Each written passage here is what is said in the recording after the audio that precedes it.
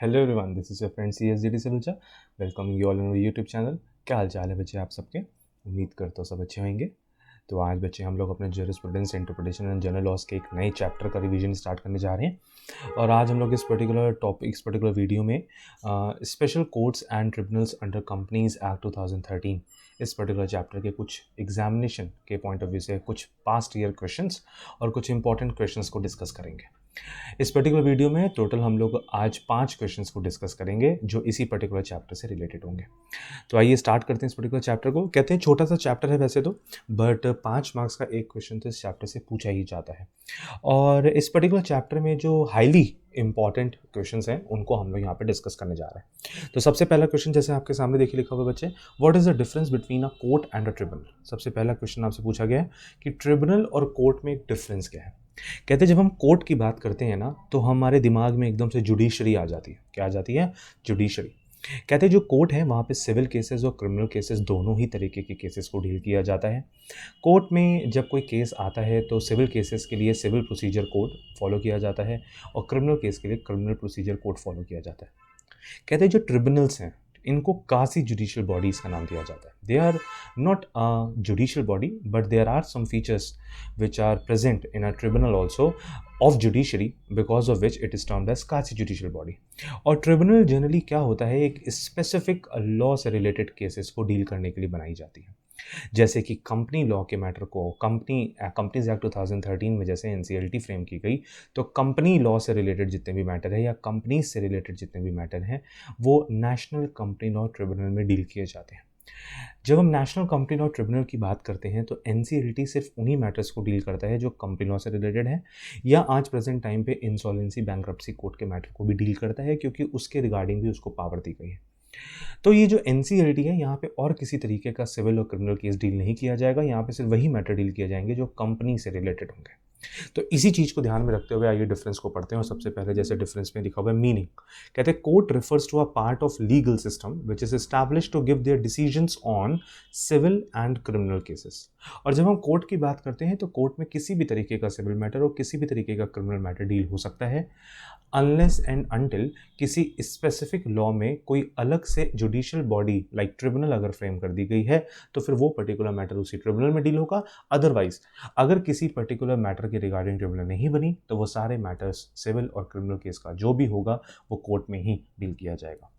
जब हम ट्रिब्यूनल्स की बात करते हैं तो लिखा tribunals can be described as minor courts that adjudicate dispute arising in special cases. और स्पेशल केसेस का मतलब यहाँ पे हम कह सकते हैं regards with a special law. ठीक है, कहते हैं जो डिसीजन ऑफ कोर्ट होता है it can be divided into 3 parts, that is order, decree and judgment, जिनके बारे में आपने डिटेल में सीपीसी के चैप्टर में, सिविल प्रोसीजर कोड के चैप्टर में पढ़ा होगा। और जब हम ट्रिब्यूनल के डिसीजन की बात करते हैं तो it may be in the form of order और in the form of award. Generally arbitrators award declare करते हैं। ठीक है, प्रोसीजर की बात करें तो civil court has to follow procedure as laid down civil procedure code 1908, while criminal court has to follow the procedure as laid down CrPC 1973।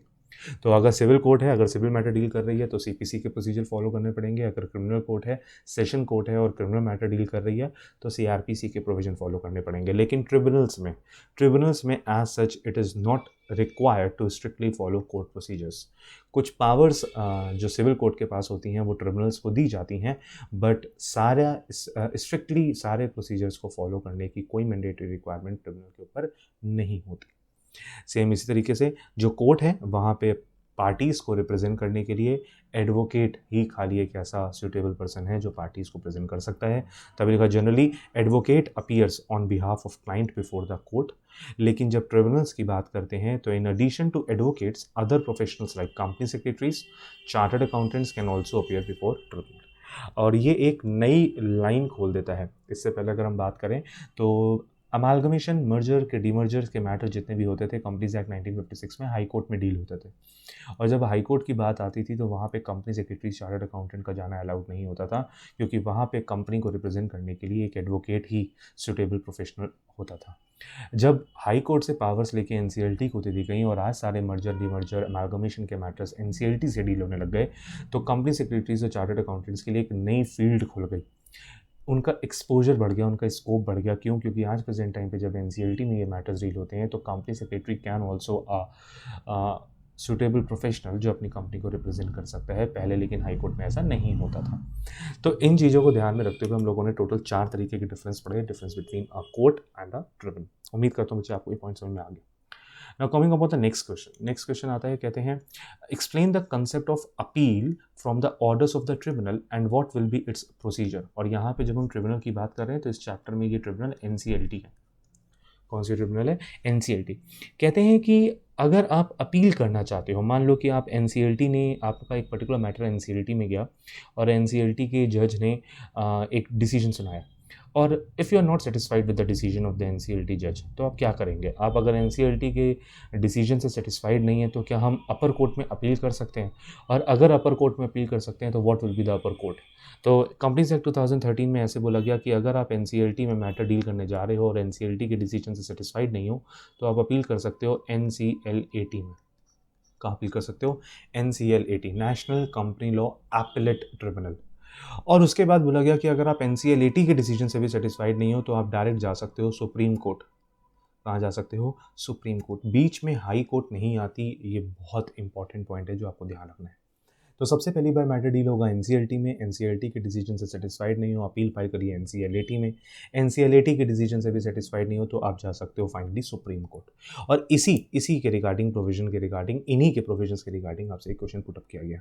तभी लिखा appeals from orders of tribunal and the tribunal is here NCLT. अगर आप NCLT के order के against appeal file करना चाहते हो तो क्या प्रोसीजर होगा? तो कह रहे हैं any person aggrieved by an order of the tribunal that is NCLT may prefer an appeal to the appellate tribunal that is NCLAT. And आगे बढ़े तो no appeal shall lie to appellate tribunal from an order made by the tribunal. कह रहे हैं आप NCLAT में appeal नहीं कर सकते एनसीएलटी के ऑर्डर के अगेंस्ट अगर वो ऑर्डर आया है with the consent of the parties. मतलब जो डिस्प्यूटेड पार्टीज थी जो एनसीएलटी के सामने अपने मैटर को लेकर गई थी, अगर उनकी कंसेंट से डिसीजन लिया गया है, कोई ऐसा डिसीजन लिया गया है जो म्यूचुअली दोनों पार्टीज के कंसेंट के बाद लिया गया है, तो उनके पास अपील करने का कोई राइट नहीं रहेगा। ध्यान रखिए, अपील करना हमारा फंडामेंटल राइट नहीं है, अपील करना हमारा इनहेरेंट राइट नहीं है, ये एक स्टैचुरी राइट है जो हमको लॉ ग्रांट करता है। अगर लॉ हमको ग्रांट नहीं करता तो हम अपील फाइल नहीं कर सकते क्योंकि हमारा इनहेरेंट राइट नहीं है। ठीक है, फिर कहते हैं अगर पार्टीज़ के कंसेंट से कोई डिसीजन आया है एनसीएलटी में तो आप एनसीएलएटी में उस डिसीजन के अगेंस्ट अपील नहीं कर सकते। अपील का राइट देने का मतलब ही यही होता है कि किसी भी पर्टिकुलर पार्टी के साथ गलत ना हो। लेकिन जब दोनों ही पार्टीज़ ने आपस में कंसेंट लेने के बाद ही डिसीजन लिया है तो फिर उसमें अपील की कोई पॉसिबिलिटी का पॉइंट ही नहीं रहता। ठीक है, और कहते हैं अगर आप अपील करना चाहते हैं एनसीएलटी के डिसीजन के अगेंस्ट एनसीएलएटी में तो every such appeal shall be filed with in a period of 45 days.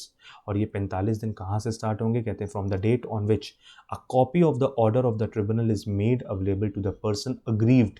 कहते हैं ये 45 दिन वहाँ से स्टार्ट होंगे जिस दिन जो पार्टी अपील करना चाहती है, जो एग्रीव्ड पार्टी है, जो पार्टी अपील करना चाहती है, उस दिन जिस दिन उस पर्टिकुलर पार्टी को एनसीएलटी से ऑर्डर की कॉपी मिलेगी उस दिन से 45 डेज स्टार्ट हो जाएंगे। और उन 45 डेज के अंदर अंदर उस एग्रीव्ड पार्टी को एनसीएलटी में अपील लगानी होगी। ठीक है, and it shall be in such form and accompanied by such fees as may be prescribed. और यहाँ पे ये जो अपील लगाने के लिए जो फॉर्म है वो लिखा होगा रूल्स में, उसके रिगार्डिंग जो फीस डिपॉजिट करनी है उसके बारे में रूल्स में लिखा होगा। ये भी बोला गया कि अगर 45 डेज़ के अंदर हम अपील फाइल ना कर पाए तो मान लीजिए जो एग्रीव्ड पार्टी है वो 45 डेज़ के अंदर अपील फाइल नहीं कर पाती तो क्या 45 डेज़ के बाद वो कभी अपील फाइल कर पाएगी? तो कहते हैं however provided that appellate tribunal NCLAT may entertain an appeal after the expiry of the set period of 45 days. May word लिखा है, may, जरूरी नहीं है कि वो एंटरटेन कर ही ले, कर भी सकती है। अगर आप 45 दिन के अंदर अपील फाइल नहीं करते तो 45 दिन एक्सपायर होने के बाद भी NCLAT आपकी अपील को एक्सेप्ट कर सकती है, but with in a further period not exceeding 45 days. मतलब 45 दिन खत्म होने के बाद नेक्स्ट 45 दिन तक NCLAT आपकी अपील को एक्सेप्ट कर सकती है if NCLAT is satisfied। It का मतलब यहाँ पे क्या है? NCLAT is satisfied that the appellant was prevented by sufficient cause from filing the appeal within that period। इसका मतलब यहाँ पे ऐसे बोला गया कि पहले तो आपके पास 45 डेज का ओरिजिनल टाइम पीरियड है, आप 45 दिन के अंदर अपील फाइल कर लो। अगर 45 दिन के अंदर अपील फाइल नहीं कर पाते तो नेक्स्ट और फर्दर 45 डेज आपको दे दिए गए, तो हम कह देते हैं कि इन टोटलिटी आपके पास 90 दिन का टाइम है। लेकिन जो ये 45 डेज स्टार्टिंग वाले हैं, यहाँ पे एनसीएलटी आपकी अपील को एंटरटेन कर लेगी, आपसे कोई भी रीज़न नहीं पूछा जाएगा। लेकिन जो नेक्स्ट 45 डेज है, यहाँ पर एपेलेंट ट्रिब्यूनल आपकी अपील को एक्सेप्ट कर सकती है, बट ये उसका डिस्क्रिशन होगा। एपेलेंट ट्रिब्यूनल का डिसीजन होगा कि वो आपकी अपील को एंटरटेन करना चाहती है या नहीं करना चाहती, और वो अगर आपके पास सफिशिएंट रीज़न है ये शो करने का कि आपने पहले 45 दिन में अपील क्यों नहीं लगाई, और एपेलेट ट्रिब्यूनल अगर आपके उस पर्टिकुलर रीज़न से सेटिस्फाइड हो जाती है कि हाँ ये एक जस्टिफाइड रीज़न है जिसकी वजह से अपील नहीं लग पाई, तो आपकी अपील को एंटरटेन किया जा सकता है इन नेक्स्ट 45 डेज। ठीक है, मान लीजिए 90 दिन भी हो गए, पूरे के पूरे 90 दिन निकल गए, अब एनसीएलटी के ऊपर कोई बाउंडेशन नहीं है आपकी अपील को एंटरटेन करने की, वो आपकी अपील को रिजेक्ट कर देगी, ये कहते हुए कि आपके पास जो लिमिटेशन टाइम पीरियड था वो 90 डेज का था मैक्सिमम, वो खत्म हो चुका है।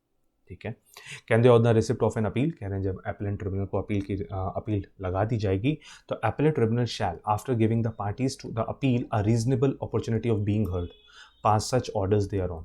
कह रहे हैं जब कोई भी अपील लगाई जाएगी एनसीएलटी के ऑर्डर के अगेंस्ट टू एनसीएलटी, तो एनसीएलटी वहाँ पे दोनों पार्टीज़ की बात को सुनेगी, दोनों को अपॉर्चुनिटी दी जाएगी अपनी अपनी बात रखने की, और उन सारे पार्टीज़ के सारे फैक्ट्स को सुनने के बाद जो एनसीएलटी है, जो एपेलेट ट्रिब्यूनल है, वो अपना ऑर्डर सुनाएगी, और वो जो अपना ऑर्डर सुनाएगी वो कोई भी ऑर्डर हो सकता है, as it thinks fit, that is confirming. वो ये भी कह सकती है, कन्फर्मिंग का मतलब कि एनसीएलटी का जो डिसीजन था वही हम सही मानते हैं, उसी को कंटिन्यूड रखते हैं।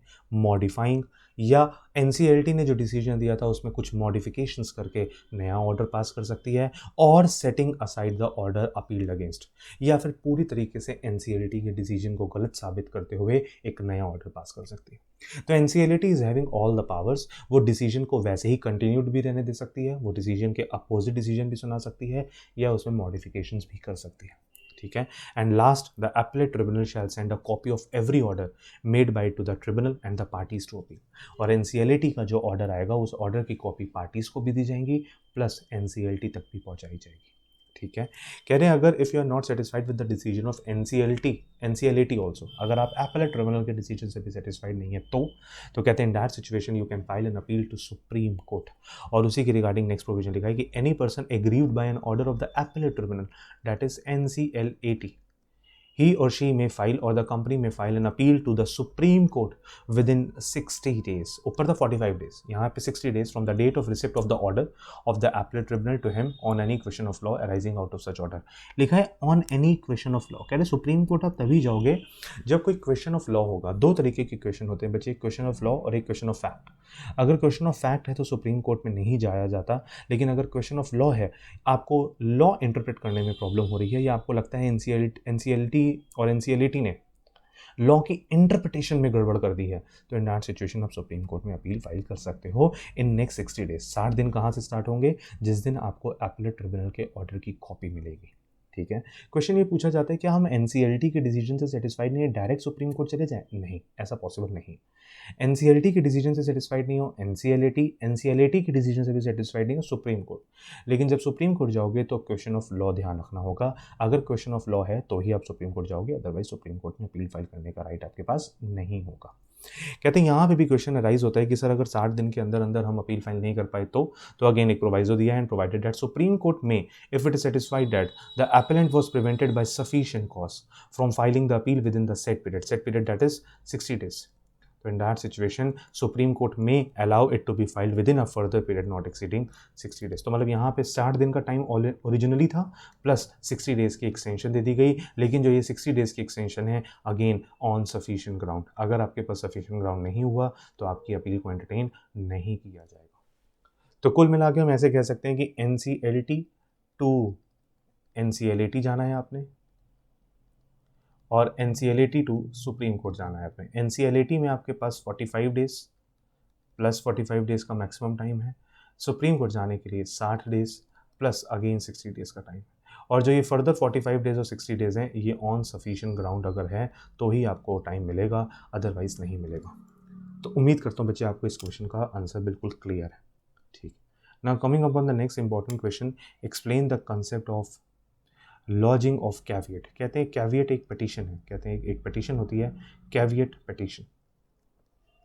कैविएट पिटीशन जनरली वो एक पर्टिकुलर पर्सन फाइल करता है, जैसे मान के चलिए एक पर्टिकुलर पर्सन को ऐसा लगता है कि कोर्ट में कोई मैटर डील होने वाला है और जो पार्टीज मैटर डील करेंगी वो पार्टीज आपको अपने केस में नहीं बुलाएंगी।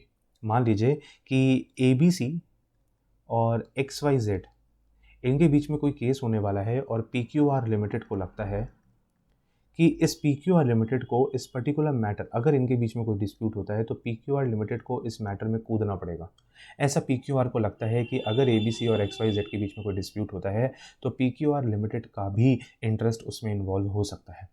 इस वजह से PQR लिमिटेड कोर्ट को पहले ही एक एप्लीकेशन लगाती है, कैविएट पिटीशन लगाती है, और उस कैविएट पिटीशन में वो कोर्ट से इस चीज़ की रिक्वेस्ट करती है कि सर, अगर माय लॉर्ड फर्दर कोई भी ABC और XYZ के बीच में केस होता है तो ज़रा उन पर्टिकुलर केस की नोटिफिकेशन हमको भी दे दीजिएगा, जिससे हम भी कोर्ट में पेश हो सकें।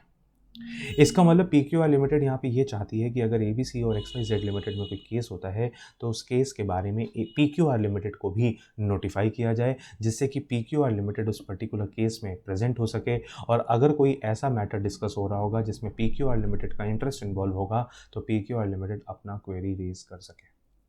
This is known as petition which is termed as caveat petition. अब अगर इसी चीज़ को हम लॉ में देखें कैसे लिखा है, तो ध्यान से देखिए कैसे लिखा है। एनी पर्सन में लॉज अ कैविएट, कोई भी particular person caveat petition apply कर सकता है। इन ट्रिप्लिकेट, 3 कॉपी लगानी होंगी। इन एनी अपील, अगर उसको लगता है कि कोई अपील मैटर आने वाला है, या कोई पर्टिकुलर पर्सन पिटीशन लगाने वाला है, या कोई पर्टिकुलर पर्सन एप्लीकेशन लगाने वाला है, that may be instituted before this tribunal. This tribunal means NCLT or NCLAT, by paying the prescribed fee after forwarding a copy by registered post or serving the same on the expected petitioner or appellant, and the caveat shall be in the form prescribed and contain such details and particulars or orders or directions, details of authority against whose order or directions the appeal or petition or application is being instituted by the expected appellant or petitioner or applicant with which full address for service on another side. कहते हैं यहाँ पे बोला है कि कोई भी particular person, ध्यान से, कोई भी पर्टिकुलर पर्सन कैविएट पिटीशन लगा सकता है। अगर वो कैविएट पिटीशन लगाता है तो उसको उसकी 3 कॉपी बनानी होंगी, उस कैविएट पिटीशन के 3 सेट बनाने होंगे। जब वो इस पर्टिकुलर कैविएट पिटीशन के 3 सेट बनाएगा तो वो ये कैविएट पिटीशन किसके अगेंस्ट लगा रहा है, तो कह रहे हैं वो किसी अपील, किसी पिटीशन या किसी एप्लीकेशन के अगेंस्ट लगा सकता है। किसको किसको लगा रहा है ये पिटीशन, तो कहते हैं ट्रिब्यूनल को लगा रहा है। बाय पेइंग अ प्रिस्क्राइब फीस, उसकी इस कैविएट पिटीशन लगाने की एक प्रिस्क्राइब फीस है, और इस पर्टिकुलर कैविएट पिटीशन की कॉपी को रजिस्टर्ड पोस्ट के थ्रू एक्सपेक्टेड पिटिशनर का मतलब है कि जो पिटीशन लगाने वाला है उस तक पहुंचा दी जाएगी, या अगर कोई एपेलेंट है, एक्सपेक्टेड एपेलेंट जो अपील लगा सकता है, उसको भेज दी जाएगी, या कोई एक्सपेक्टेड एप्लीकेंट है तो उसको भेज दी जाएगी। हम ऐसे लिखते हैं, ध्यान से, अपील का मैटर होगा तो आपको कैविएट पिटीशन की कॉपी भेजनी होगी एक्सपेक्टेड एपेलेंट को, ध्यान रखिएगा। अगर पिटीशन लगाने वाला मैटर होगा, पिटीशन लगाई जा रही होगी, तो आप एक्सपेक्टेड पिटिशनर को कॉपी भेजोगे। अगर एप्लीकेशन लगाने के लिए कोई एप्लीकेंट होगा तो इन दैट सिचुएशन आप एक्सपेक्टेड एप्लीकेंट को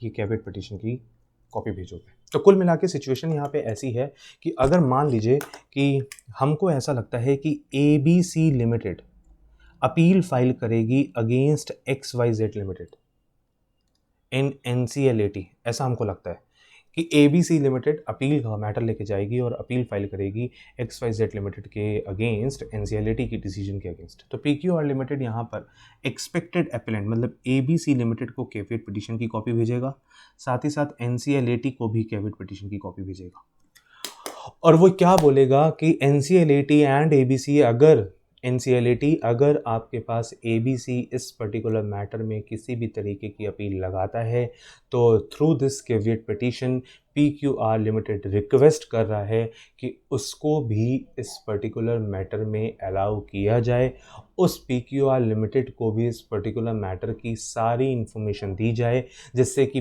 PQR लिमिटेड का अगर कोई इंटरेस्ट इसमें इन्वॉल्व होगा तो PQR लिमिटेड उस चीज़ के बारे में जानने का हक रखती है। ठीक है, अब वापस से ध्यान से कहते हैं कि any person may lodge a caveat in triplicate in any appeal petition और application which may be instituted before this tribunal NCLT और NCLT may by paying the prescribe fee after forwarding a copy by registered post. और कह रहे हैं यहाँ पर जो caveat petition triplicate copy लगाई जा रही है वो एनसीएलटी या एनसीएलटी में लगाई जा रही है, और कैविएट पिटिशन लगाने से पहले आप इस पिटिशन की कॉपी भेज दीजिएगा किसको, रजिस्टर्ड पोस्ट के थ्रू किसको भेज दीजिएगा, टू द एक्सपेक्टेड पिटिशनर और एपेलेंट। और जो कैविएट पिटिशन लगाई जाएगी उसका फॉर्म एनसीएलटी रूल्स में लिखा होगा, ठीक है। उस पिटिशन में it should contain such details and particulars और ऑर्डर्स और डायरेक्शंस, डिटेल्स ऑफ अथॉरिटी जिसके अगेंस्ट आपको लगता है कि कोई ऑर्डर आया है, या जिस ऑर्डर के अगेंस्ट आपको लगता है कि अपील फाइल हो सकती है, या कोई ऐसा मैटर है जिसके अगेंस्ट आपको लगता है कि ये पार्टी एनसीएलटी आ सकती है, तो इन दैट सिचुएशन उसको लिखिएगा, सो दैट अपील और पिटिशन और application could be served before the appeal और पिटिशन और interim application is taken up. और ध्यान रखिएगा आप इस कैविएट पिटिशन की कॉपी को अपील फाइल होने से पहले ही लगा दीजिएगा, जिससे कि एनसीएलटी के पास अगर अपील का कोई मैटर आता है तो वो आपको इंटीमेट कर सके। कुल मिला के क्रक्स ऑफ दिस पैराग्राफ है कि अगर एक पार्टी को लगता है कि एक पर्टिकुलर मैटर में उसका प्रेजेंट होना जरूरी है तो उस पर्टिकुलर मैटर की इंफॉर्मेशन उस तक पहुंचा दी जाए, इसलिए वो पहले ही कोर्ट को एक कैविएट पिटिशन लगा देती है, पार्टीज़ को भी बता देती है कि अगर ये पर्टिकुलर मैटर डील होता है तो हमको भी बुलाया जाए, ठीक है। कहते हैं जो ये आप कैविएट पिटिशन लगाते हो इसकी validity is only for 90 days, the caveat shall remain valid for a period of 90 days from the date of its filing. मतलब अगर आज आपने कैविएट पिटिशन लगाई है तो इसका मतलब आप कह रहे हो कि आज के बाद 90 दिन के अंदर अंदर अगर कोई भी ऐसा मैटर फाइल होता है तो हमको जरूर बुलाइएगा। अगर 90 दिन के अंदर वो मैटर फाइल नहीं होता तो आपकी कैविएट पिटिशन एक्सपायर हो जाएगी, 90 दिन वेस्ट हो गए, कहानी खत्म हो गई। फिर से अगर आप वापस से कैविएट पिटिशन लगाना चाहो 90 दिन के बाद लगा सकते हो, अलाउड है, कोई रिस्ट्रिक्शन नहीं है, ठीक है। तो कुल मिला के this is the overall concept of caveat petition. उम्मीद करता हूँ बच्चे आपको बात समझ में आई, ठीक है। कभी अच्छा ये कैविएट पिटिशन लगाने का मेन रीज़न क्या था, तो कभी कभी ऐसा होता है कि पार्टीज़ ना आपस में केस लड़ लेती हैं और थर्ड पार्टी जिसका इंटरेस्ट इन्वॉल्व होता है उसको पता ही नहीं लगता। तो इन दैट सिचुएशन वो पहले ही पार्टी बोल देती है भैया हमारा भी इंटरेस्ट इन्वॉल्व हो सकता है तो जरा हमको भी बुला लीजिएगा, ठीक है। Then last question number 4 important question है बट बहुत छोटा सा है। कह रहे comment on the rights of a party to appear before national complaint tribunal. कह रहे हैं क्या पार्टी किसी को प्रेजेंट कर सकती है अपने बिहाफ पे, लाइक एक कंपनी है तो कंपनी के बिहाफ पे किसको आना चाहिए, तो कहते हैं कंपनी के बिहाफ पे वैसे तो प्रिंसिपल ऑफिसर को आना चाहिए। जैसे मान लीजिए XYZ लिमिटेड का मैटर है तो कंपनी के बिहाफ पे XYZ लिमिटेड का प्रिंसिपल ऑफिसर, वो उसका MD हो सकता है, वो उसका डायरेक्टर हो सकता है, वो उसका मैनेजर हो सकता है, वो उसका कंपनी सेक्रेटरी हो सकता है, उनको प्रेजेंट होना चाहिए। लेकिन सर एनसीएलटी में जनरली क्या है, काफ़ी जुडिशियल बॉडीज़ हैं, एक पर्टिकुलर प्रोसीजर चलता है तो हर किसी को ना अवेयरनेस नहीं होती इनके प्रोसीजर्स की।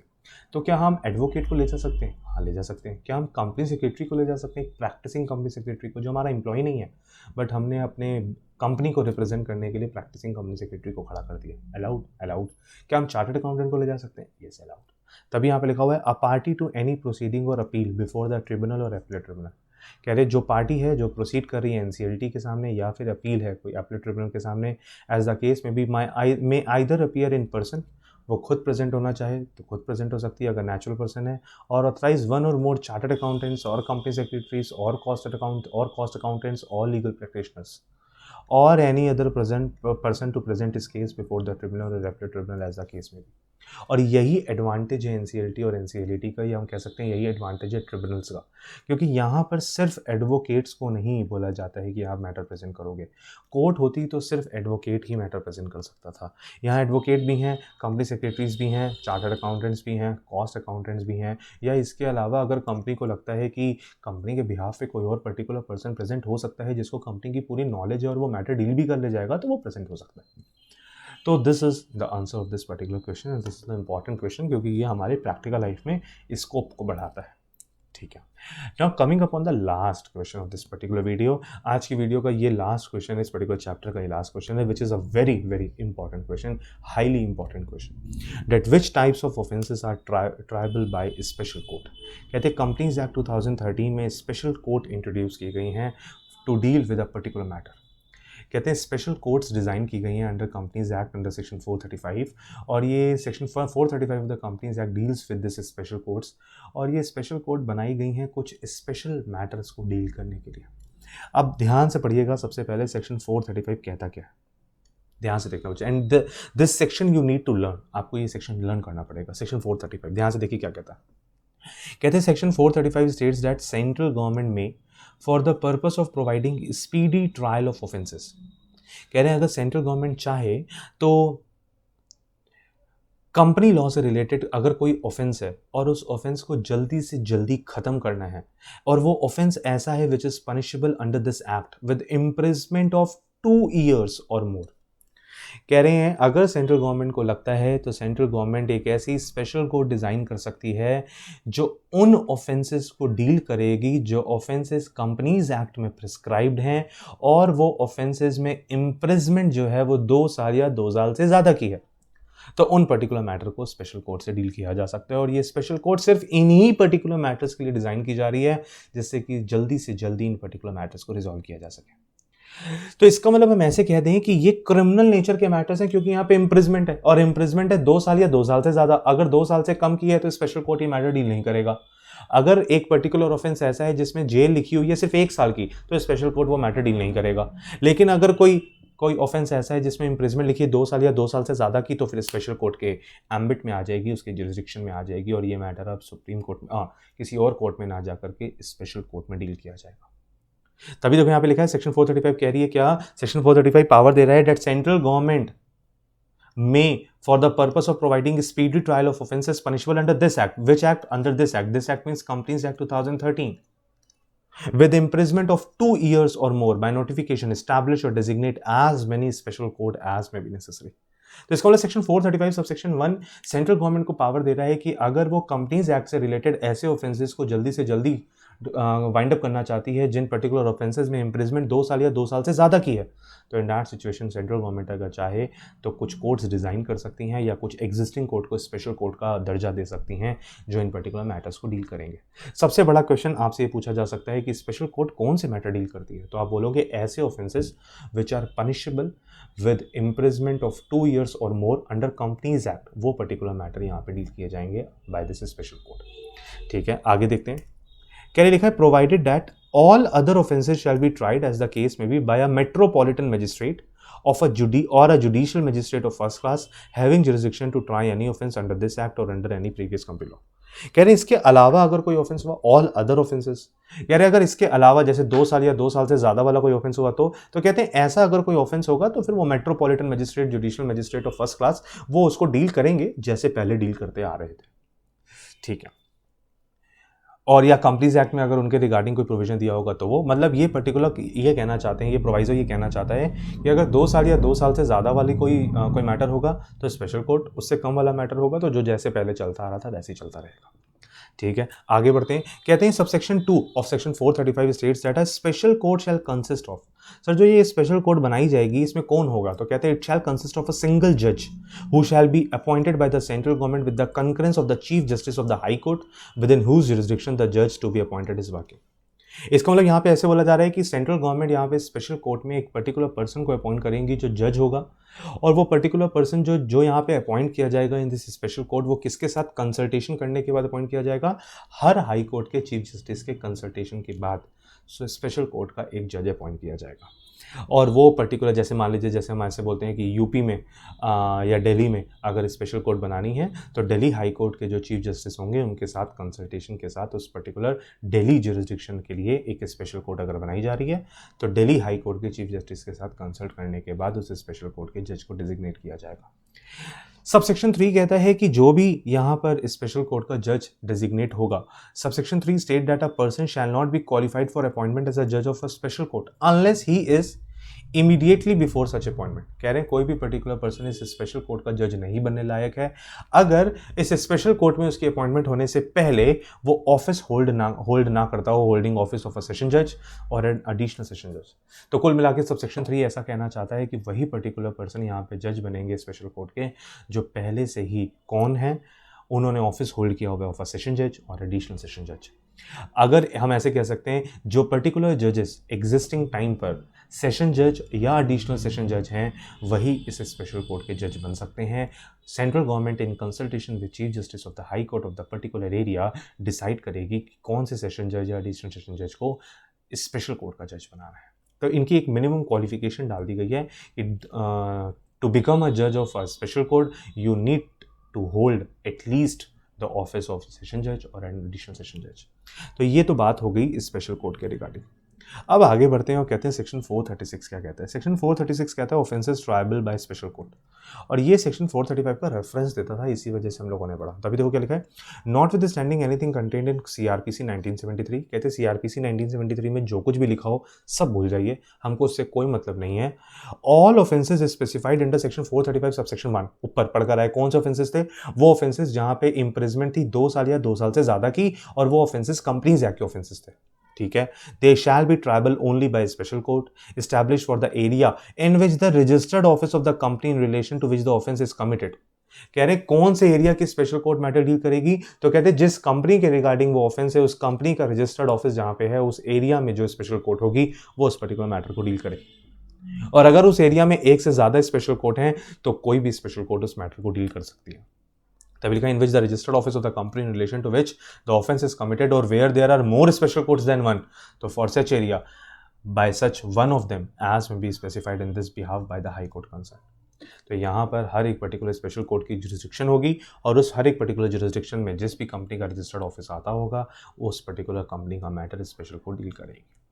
ठीक है, तो कुल मिला के हमको सेक्शन 436 सब सेक्शन 1 भी क्लियर हुआ और उसका क्लॉज ए समझ में आ गया। क्लॉज बी पे आते हैं, ध्यान से। कहते हैं where a person accused of और suspected of the commission of an offence under this act. कह रहे हैं कोई पर्टिकुलर पर्सन है और जिसके ऊपर चार्ज लगा है कि उसने इस पर्टिकुलर लॉ में, कंपनी लॉ में, कंपनीज एक्ट 2013 का कोई ऑफेंस किया है और उसको चार्ज किया जा रहा है उस पर्टिकुलर ऑफेंस के लिए, वो अक्यूज्ड है। तो उस पर्टिकुलर पर्सन को अगर हम अरेस्ट करते हैं तो रिट ऑफ हैबियस कॉर्पस आ जाती है, और ऐसे बोला जाता है कि 24 घंटे के अंदर अंदर उस पर्सन को मजिस्ट्रेट के सामने प्रेजेंट करना होगा। अगर 24 घंटे के अंदर अंदर आपने मजिस्ट्रेट के सामने उसको प्रेजेंट नहीं किया तो उसको आपको रिहाई देनी पड़ेगी, छोड़ना पड़ेगा। तो अब यहाँ पे ऐसे बोला गया कि एक पर्टिकुलर पर्सन एक्यूज्ड है या सस्पेक्टेड है कि उसने कंपनी लॉ वाला ऑफेंस किया है, तो उसको पेश किया जाएगा is forwarded to a magistrate under subsection 2 or subsection 2A of section 167। ये सेक्शन 167 कुछ नहीं है, सेक्शन 167 बस ये कहता है 24 घंटे के अंदर अंदर अगर आपकी इन्वेस्टिगेशन जितनी भी हुई है उसके बेसिस पे आप उस अरेस्टेड पर्सन को मजिस्ट्रेट के सामने लेकर जाइए। मजिस्ट्रेट के सामने लेके जाइए and such magistrate may authorise the detention of such person. Magistrate के सामने लेके जाइए और मजिस्ट्रेट अगर चाहे तो वो उस अक्यूज्ड पर्सन जिसको डिटेनिंग अथॉरिटी ने डिटेन किया हुआ है उसको कस्टडी में रखने के लिए ऑर्डर सुना सकते हैं, बट जितने टाइम के लिए कस्टडी दी जाएगी वो 15 दिन से ज़्यादा नहीं होनी चाहिए एज अ होल। अगर जो मजिस्ट्रेट जिसके सामने उनको प्रेजेंट किया गया है वो जुडिशियल मजिस्ट्रेट है, तो मतलब अगर जुडिशियल मजिस्ट्रेट के सामने प्रेजेंट किया जा रहा है तो जुडिशियल मजिस्ट्रेट उस एक्यूज्ड पर्सन को फर्दर डिटेंशन के लिए ऑर्डर दे सकता है, बट 15 दिन से ज़्यादा का डिटेंशन नहीं दे सकता। And 7 days in whole where such magistrate is an executive magistrate. और अगर आप जुडिशियल मजिस्ट्रेट के सामने प्रेजेंट नहीं कर रहे, किसी एग्जीक्यूटिव मजिस्ट्रेट के सामने प्रेजेंट कर रहे हैं, तो वो मैक्सिमम डिटेंशन जो सुनाएंगे वो 7 दिन की सुना सकते हैं। इसका मतलब कुल मिला के सबसे क्लॉज बी कहना चाहता है कि जो अक्यूज्ड है जिसको डिटेनिंग अथॉरिटी ने डिटेन किया हुआ है, ये अक्यूज्ड अगर जुडिशियल मजिस्ट्रेट के सामने प्रेजेंट किए जाता है तो जुडिशियल मजिस्ट्रेट इसको फर्दर डिटेंशन दे सकते हैं ऑफ मैक्सिमम 15 days। लेकिन अगर यही एक्यूज्ड एग्जीक्यूटिव मजिस्ट्रेट के सामने पेश किए जाते हैं तो एग्जीक्यूटिव मजिस्ट्रेट ऑर्डर दे सकता है for further detention of maximum 7 days। इससे ज़्यादा की डिटेंशन के ये ऑर्डर नहीं दे सकते। कुल मिला के यहाँ पे ऐसे बोल दिया गया कि जुडिशियल मजिस्ट्रेट और एग्जीक्यूटिव मजिस्ट्रेट के पास एक रिस्ट्रिक्टेड पावर है, वो डिटेंशन का ऑर्डर दे तो सकते हैं बट 15 दिनों 7 दिन के ज़्यादा का नहीं दे सकते। सर अगर इससे ज़्यादा का आपको डिटेंशन ऑर्डर चाहिए तो इतने दिन का डिटेंशन ऑर्डर इन मजिस्ट्रेट से ले लीजिए और उसके बाद उस पर्टिकुलर एक्यूज को जिसको आपने अरेस्ट किया हुआ है उसको स्पेशल कोर्ट में प्रेजेंट करिए, फिर स्पेशल कोर्ट ही उसको आगे के लिए डिटेन कर सकती है। जुडिशियल मजिस्ट्रेट और एग्जीक्यूटिव मजिस्ट्रेट पे इससे ज़्यादा के लिए उसको डिटेन नहीं करवा सकते। तभी लिखा provided that where such magistrate considers that the detention of such person upon और before the expiry of the period of detention is unnecessary, he shall order such person to be forward to the special court having jurisdiction. कहते हैं अगर magistrate को लगता है कि 15 दिन से ज़्यादा का डिटेंशन जरूरी है और वो ऑर्डर तो दे नहीं सकते, तो वो इस पर्टिकुलर मैटर में उस पर्टिकुलर पर्सन को स्पेशल कोर्ट में भेज देंगे। ठीक है, या अगर उनको लगता है कि इस पर्टिकुलर पर्सन को तो फर्दर डिटेन करना ही नहीं चाहिए तो इन दैट सिचुएशन वो तुरंत ऑर्डर देंगे कि इस पर्टिकुलर पर्सन को स्पेशल कोर्ट में लेकर जाइए, फिर वो आपको वहाँ पे ऑर्डर सुनाएगी। ठीक है, कहते हैं सबसे क्लॉज सी आता है और कहते हैं the special court may exercise in relation to the person forwarded to it under clause B. कह रहे हैं अगर क्लॉज बी में, अभी वाले क्लॉज बी में अगर कोई particular accused person special court में आता है तो the same power which a magistrate having jurisdiction to try a case may exercise under section 167 in relation to an accused person who has been forwarded to him under that subsection. अब यहाँ पे भी same बोला गया कि अगर कोई भी पर्टिकुलर पर्सन जैसे जुडिशियल मजिस्ट्रेट या एग्जीक्यूटिव मजिस्ट्रेट ऑर्डर ना देते हैं और डायरेक्ट स्पेशल कोर्ट में उस पर्टिकुलर एक्यूज पर्सन को लेकर आया जाता है तो स्पेशल कोर्ट के पास भी वही पावर होगी जो पावर जुडिशियल मजिस्ट्रेट और एग्जीक्यूटिव मजिस्ट्रेट के पास थी। ठीक है, आगे बढ़ते हैं। कहते हैं स्पेशल कोर्ट में upon परयूजल of the police report of the facts constituting N offence under this act or upon a complaint in that behalf take cognizance of that offense without the accused being committed to it for trial। कह रहे हैं यहाँ पे बोला गया कि अगर special court के सामने किसी भी तरीके की कोई पुलिस रिपोर्ट आती है और उस पुलिस रिपोर्ट में ऐसा मेंशन किया जाता है कि yes there is a person जिसने कंपनीज एक्ट 2013 के ऑफेंस का वायलेशन किया है या ऑफेंस कमिट किया है, तो इन दैट सिचुएशन या उसके अगेंस्ट कोई कंप्लेंट आती है तो यहाँ पे उस पर्टिकुलर पर्सन को डिटेन किया जा सकता है और स्पेशल कोर्ट उसके रिगार्डिंग केस चला सकती है। ठीक है, कहते हैं when trying an offense under this act, a special court may also try an offense other than an offense under this act। कह रहे मान लीजिए एक पर्टिकुलर पर्सन को डिटेन किया जाता है और उसके ऊपर ट्रायल चल रहा है, एक पर्टिकुलर पर्सन के ऊपर ट्रायल चल रहा है फॉर द ऑफेंस विच ही और she has committed under this companies act 2013 और इसका ट्रायल चलते चलते स्पेशल कोर्ट को पता लगता है कि इस पर्टिकुलर पर्सन ने तो कोई और भी ऑफेंस किया है साथ ही साथ, लेकिन वो जो दूसरा ऑफेंस है वो कंपनीज एक्ट का ऑफेंस नहीं है, तो क्या दोनों ऑफेंसेस स्पेशल कोर्ट डील कर सकती है? कहते हैं यस। कहते हैं वैसे तो स्पेशल कोर्ट खाली उन्हीं ऑफेंसेस को डील करने के लिए बनी है जो कंपनीज एक्ट से रिलेटेड है और वो भी वही ऑफेंसेस जो 2 साल या 2 साल से ज़्यादा की इम्प्रिजमेंट होल्ड करते हैं। तो इन दिस सिचुएशन ऐसे बोला गया कि वैसे तो वो यही मैटर डील करेंगे, लेकिन अगर जिस पर्टिकुलर पर्सन के ऊपर ट्रायल चल रहा है for the offence which he has committed under companies act 2013 तो सेम उसी पर्टिकुलर पर्सन के ऊपर अगेंस्ट अगर कोई और ऑफेंस भी सामने आता है और वो ऑफेंस है जो कंपनीज एक्ट वाला नहीं है, तो इन दैट सिचुएशन उस पर्टिकुलर पर्सन के ऊपर दोनों ऑफेंसेस के चार्ज इसी मैटर में डील किए जा सकते हैं और स्पेशल कोर्ट ही उस पर्टिकुलर मैटर को डील भी कर सकती है।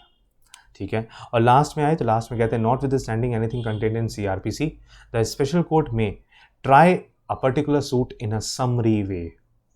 कह रहे हैं कुछ भी लिखा हो CRPC में उससे मतलब नहीं है, अगर स्पेशल कोर्ट को लगता है कि जो मैटर उसके सामने आया है वो समराइज्ड मैनर में डील हो सकता है तो उसको समराइज्ड मैनर में डील कर सकती है स्पेशल कोर्ट अगर वो चाहे। लेकिन अगर कोई पर्टिकुलर मैटर जो स्पेशल कोर्ट में आया है अगर उस पर्टिकुलर मैटर में इम्प्रिजमेंट 3 साल या 3 साल से ज़्यादा की है, अगर जैसे मान लीजिए कि एक पर्टिकुलर पर्सन मिस्टर ए है और मिस्टर ए के अगेंस्ट चार्ज लगा हुआ है कि उन्होंने कंपनीज एक्ट के इस पर्टिकुलर प्रोविजन का वायलेशन किया है, उन्होंने एक ऑफेंस कमिट किया और जो ऑफेंस उन्होंने कमिट किया उसमें जेल का टर्म लिखा हुआ है 4 ईयर्स। अब ये क्योंकि जो टर्म लिखा हुआ है 3 साल से ज़्यादा का है तो ये मैटर समराइज वे में डील नहीं हो सकता। वही मैटर सिर्फ समराइज वे में डील हो सकते हैं जहां पे इम्प्रिजमेंट 3 साल से कम की है। अगर 3 साल से ज़्यादा की इम्प्रिजमेंट है तो स्पेशल कोर्ट वो मैटर समरी मैनर में डील नहीं कर सकता। कुल मिला के सिचुएशन ऐसी बोली गई कि सेक्शन 435 जो था, सेक्शन 435 ये कहता है कि अगर 2 साल या 2 साल से ज़्यादा की इम्प्रिजमेंट वाला कोई ऑफेंस है तो वो आप हमारे सामने ले आइएगा, हम डील कर लेंगे। ठीक है, अब इन्होंने ऐसे बोला सेक्शन 436 का सबसेक्शन 3 कहता है, ध्यान से सुनिएगा, ये सबसेक्शन 1 कहता था। 435 का सबसेक्शन 1 कहता था कि अगर कोई ऑफेंस कंपनीज एक्ट में ऐसा लिखा है जहां पे इम्प्रिजमेंट 2 साल या 2 साल से ज्यादा की है तो वो particular matter special court deal करेगी। हमको समझ में आ गया। सेक्शन 436 सबसेक्शन 3 क्या कहता है, ध्यान से सुनना, कहते हैं अगर कोई पर्टिकुलर मैटर ऐसा है जो स्पेशल कोर्ट में आया है और स्पेशल कोर्ट में जो मैटर आया है वहां पे जिस पर्टिकुलर पर्सन के ऑफेंस कमिट किया है वो ऑफेंस में अगर इम्प्रिजमेंट 3 साल तक की है तो उस पर्टिकुलर मैटर को स्पेशल कोर्ट समराइज्ड मैनर में डील कर सकता है। लेकिन अगर वो इम्प्रिजमेंट 3 साल से ज़्यादा की है तो फिर वो पर्टिकुलर मैटर समराइज्ड मैनर में डील नहीं हो सकता। ठीक है, अच्छा, जब हम एग्जाम के पॉइंट ऑफ व्यू से बात करें ना तो एग्जाम के पॉइंट ऑफ व्यू से कौन कौन सा प्रोविजन आपको लिखना मैंडेटरी होगा, तो ध्यान से ये वाला पूरा सेक्शन 435 तो आपको पूरा ही पूरा लिखना है, इसमें आप कोई कॉम्प्रोमाइज़ नहीं कर सकते। दूसरी चीज़ बोलते हैं 435 के अलावा जो ये सेक्शन 436 का सबसेक्शन 1 है इसका क्लॉज ए ये लिखना ही लिखना है, क्लॉज बी लिखना ही लिखना है, क्लॉज सी अगर आप चाहें नहीं भी लिखेंगे तो भी काम चलेगा, कोई बात नहीं, क्लॉज डी भी नहीं लिखेंगे तो भी काम चलेगा, क्योंकि अगर 4-5 मार्क्स में क्वेश्चन आता है तो इतना बड़ा आंसर लिखने की कोई जरूरत नहीं है, बट ऊपर वाले पॉइंट्स तो आपको एटलीस्ट लिखने ही पड़ेंगे। ठीक है, आगे बढ़ते हैं और कहते हैं ध्यान से, अगर कोई पर्टिकुलर मैटर समरी मैनर में डील हो रहा है तो मतलब समरी मैनर में तो वही मैटर डील होगा ना जहां पे ऑफेंसेस के लिए इम्प्रिजमेंट 3 साल से कम की है, 3 साल से ज्यादा की दी होगी तो फिर वो समरी मैनर में तो डील ही नहीं हो पाएगा। कहते provided that in case of any conviction in a summary trial, और मान लीजिए कि कोर्ट कहती है हाँ यहाँ पे तो ऑफेंस सिर्फ 2.5 साल का है, ये ऑफेंस में तो खाली इम्प्रिजमेंट सिर्फ 2.5 साल की लिखी हुई है, मतलब 3 साल से कम है, या सिर्फ 3 साल की लिखी हुई है, मतलब 3 साल से कम है या 3 साल तक है, तो इसको तो समराइज मैनर में डील कर सकते हैं। कह रहे हैं अगर समराइज मैनर में वो पर्टिकुलर मैटर डील हो सकता है तो in that situation no sentence of imprisonment for a term exceeding 1 year shall be passed. अगर कोई पर्टिकुलर मैटर ऐसा है जो समरी मैनर में डील हो रहा है तो वहां पे जो स्पेशल कोर्ट है वो जो मैक्सिमम इम्प्रिजमेंट सुना सकती है वो सिर्फ 1 ही साल की सुना सकती है। इसका मतलब अगर कोई पर्टिकुलर मैटर ऐसा है जो समराइज्ड मैनर में डील हो सकता है, और अगर वो समराइज्ड मैनर में डील हो रहा है तो स्पेशल कोर्ट उस समराइज्ड मैनर में डील होने वाले मैटर में 1 साल से ज्यादा की इम्प्रिजमेंट नहीं सुना पाएगी। ठीक है, अब मान लीजिए कि कोर्ट को पहले लगता था कि ये पर्टिकुलर मैटर समराइज मैनर में डील होना चाहिए, बट बाद में कोर्ट को लगता है यार उनसे गलती हो गई, ये पर्टिकुलर मैटर में तो यार अगर समराइज मैनर में डील करेंगे तो एक्यूज्ड को सिर्फ 1 साल की सजा सुना सकते हैं, ऑल्दो उसको सजा 2 साल की मिलनी चाहिए, तो वो कभी भी एक समराइज्ड वे वाले में डील होने वाले मैटर को कन्वर्ट कर सकती हैं इनटू रेगुलर सूट। मतलब अगर उनको लगता है कि उनसे गलती हो गई है, समराइज मैनर में ये पर्टिकुलर मैटर डील नहीं होना चाहिए था, तो वो अपना डिसीजन चेंज करके उसको रेगुलर सूट में कन्वर्ट कर सकती है। ठीक है, समझ में आ गई बात, आगे बढ़ते हैं। लास्ट आता है सेक्शन 438 और 438 में देखिए क्या लिखा हुआ है। Section 438 states that the provision of the code of CrPC, ध्यान से पढ़िए, section 438 states that save as otherwise provided in this act the provision of CrPC shall apply to the proceeding before a special court and for the purpose of said provisions the special court shall be deemed to be a court of session or the court of metropolitan magistrate or a judicial magistrate of first class, and the person conducting a prosecution before a special court shall be deemed to be a public prosecutor। कह रहे हैं जब भी कोई particular matter special court में deal हो रहा होगा तो हम ऐसे मान के चलेंगे कि स्पेशल कोर्ट सीआरपीसी के सारे प्रोसीजर्स फॉलो कर सकती है, हम ऐसे मान के चलेंगे कि ये स्पेशल कोर्ट एक सेशन कोर्ट है, हम ऐसे मान के चलेंगे कि ये स्पेशल कोर्ट जो मैटर डील कर रही है ये क्रिमिनल मैटर है, और यहाँ पे जो भी स्पेशल कोर्ट में प्रोसिक्यूशन का केस लड़ा रहा होगा उसको हम पब्लिक प्रोसिक्यूटर का नाम देंगे। कुल मिला के ऐसे बोला गया कि कंपनी लॉ में जितने भी क्रिमिनल केसेस हैं और ऐसे क्रिमिनल केसेस जहाँ पर 2 साल या 2 साल से ज़्यादा की इम्प्रिजमेंट लिखी हुई है वो पर्टिकुलर मैटर स्पेशल कोर्ट में डील किए जाएंगे, और उन पर्टिकुलर मैटर्स के लिए स्पेशल कोर्ट को एक सेशन कोर्ट का डिजिग्नेशन दे दिया जाएगा। तो this was all about this particular question. तो उम्मीद करता हूँ बच्चे आपको ये स्पेशल कोर्ट का प्रोविजन बहुत इंपॉर्टेंट है जो समझ में आ गया, and this is one of the most important question of this particular chapter which is highly expected to be asked in exams. तो ये आपका कंप्लीट हुआ। तो this is all for today's video. उम्मीद करता हूँ बच्चे आपको ये 5 क्वेश्चन समझ में आ गए और ये ओवरव्यू मिल गया आपको एक पूरे चैप्टर के क्वेश्चंस का। तो this is how you need to answer all these questions. अच्छे से पढ़िएगा, अच्छे से रिवाइज करिएगा, एंड अगर आपको कोई और क्वेश्चन में डाउट होता है तो प्लीज़ कमेंट बॉक्स में मेरे को बताइए कि जो भी क्वेश्चन का आपको आंसर चाहिए हो आप मेरे को लिख के भेजिए, मेरे नंबर पे जो फ्लैश हो रहा है उस पर भेज दीजिए, मैं आपको जरूर उसका आंसर प्रोवाइड करूंगा। तो that is all for today's video. Enjoy your day, bye bye.